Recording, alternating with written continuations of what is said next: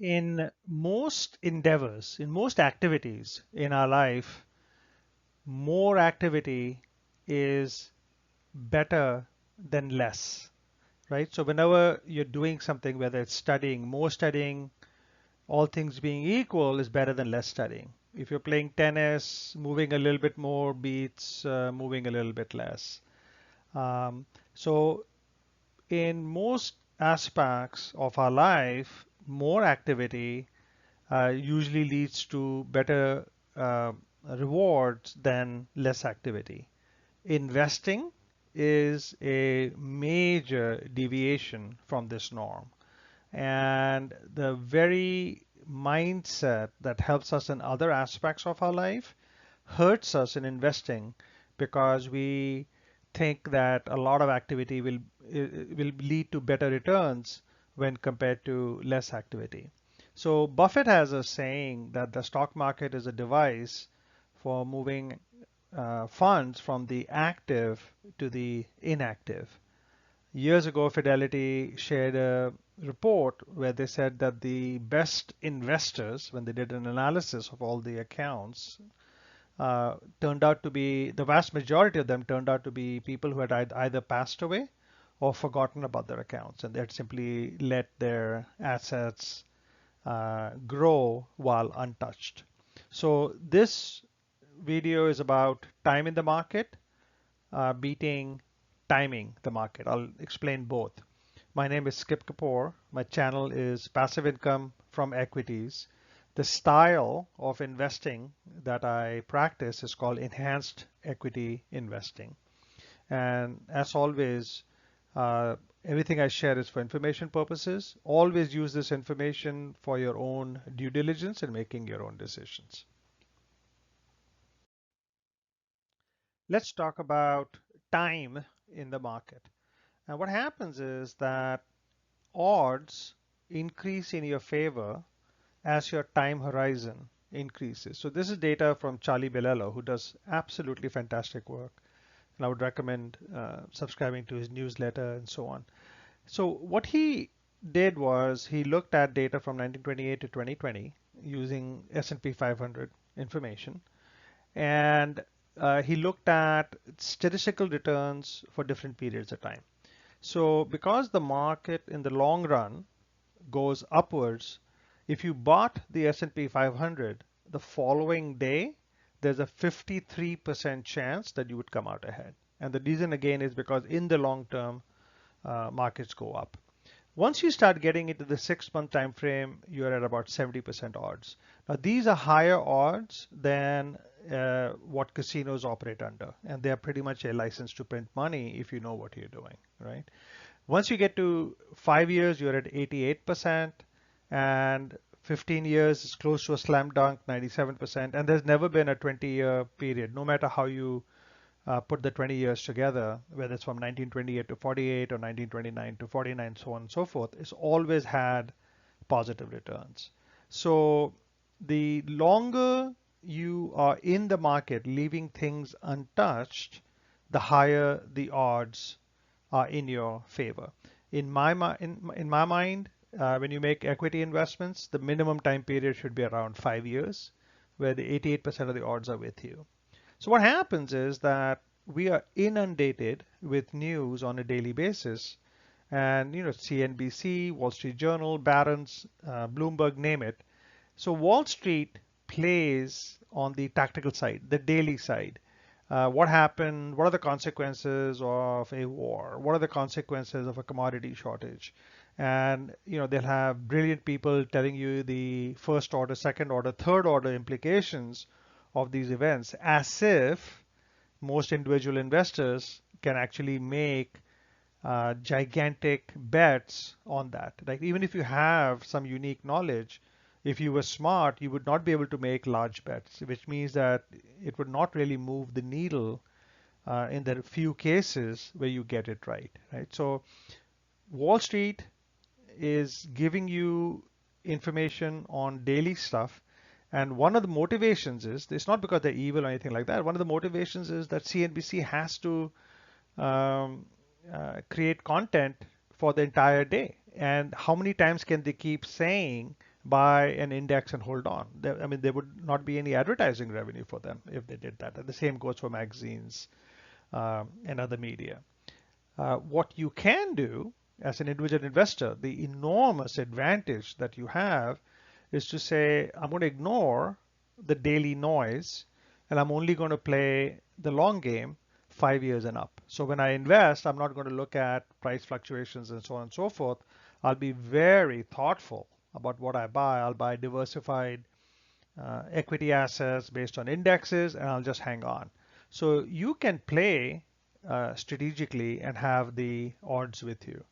Buffett has a saying that the stock market is a device for transferring money from the impatient to the patient, and this is exactly what he's talking about. Ben Carlson, who's the thoughtful writer, says the only dumb money is those investors who assume there is easy money available in the short run. So basically, you're going to get penalized for trading where the odds are much less versus being an investor and holding for the long run. So it's almost inevitable that if you hold for the long run, you'll come out ahead. If you do short-term activity, there's no telling. The data is rather compelling that most individual investors who do a lot of activity and trading type activity in particular end up with less than they started out, far away from actually making market gains or above market gains. Having talked about time in the market, let's talk about market timing.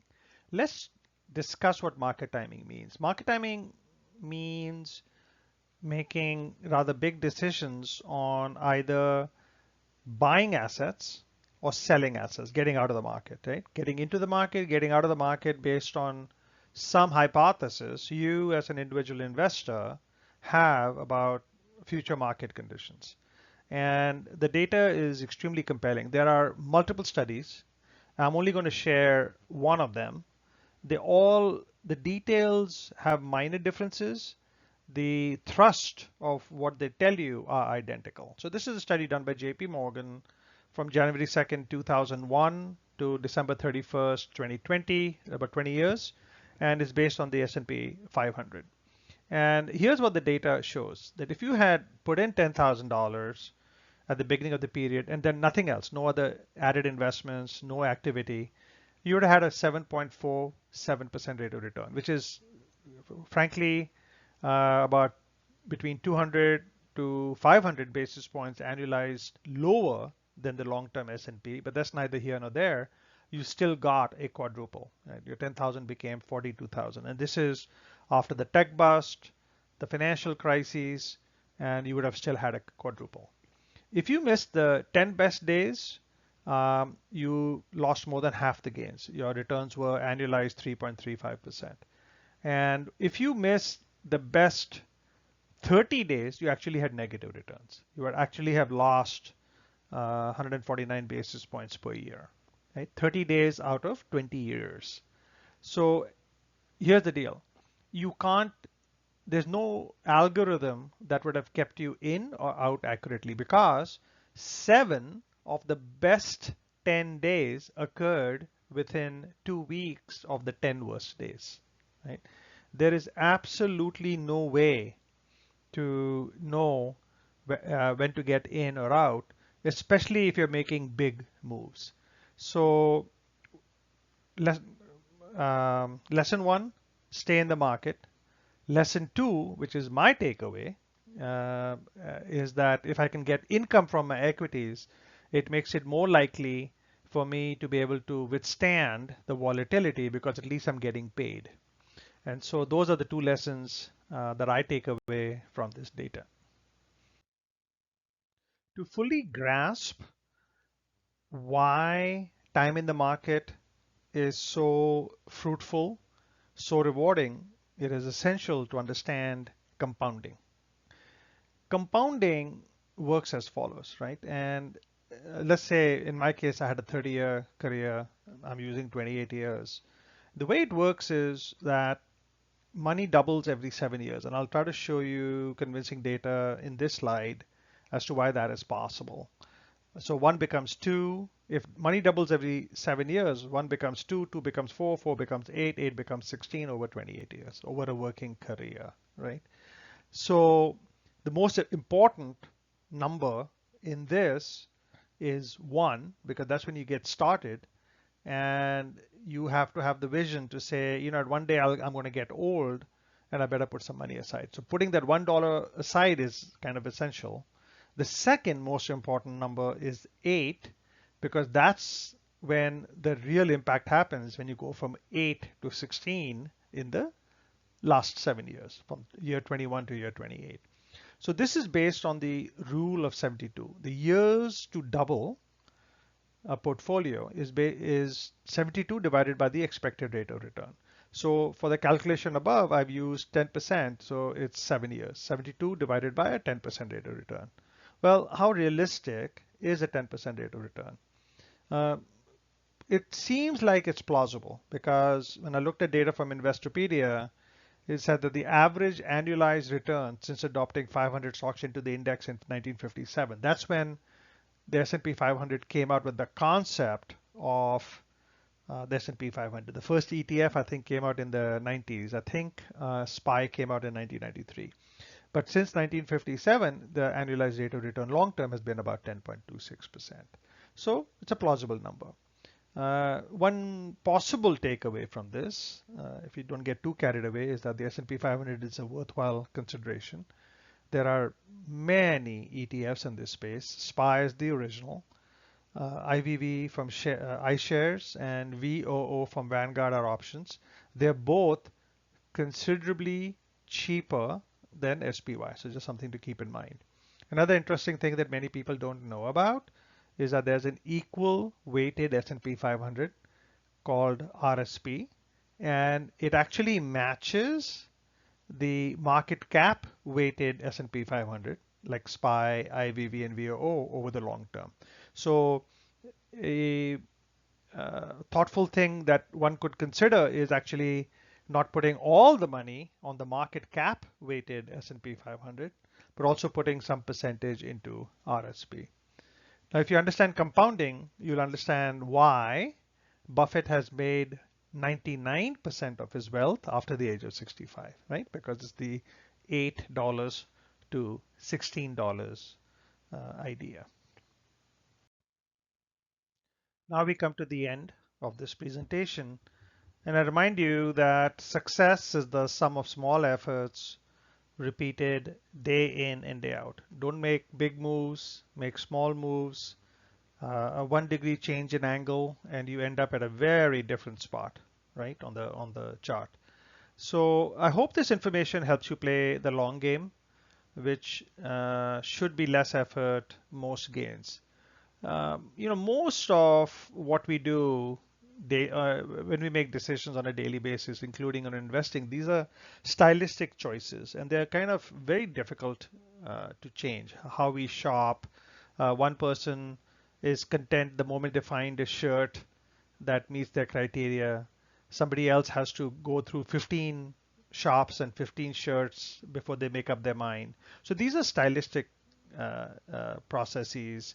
They essentially define who you are, how you work, what makes you happy.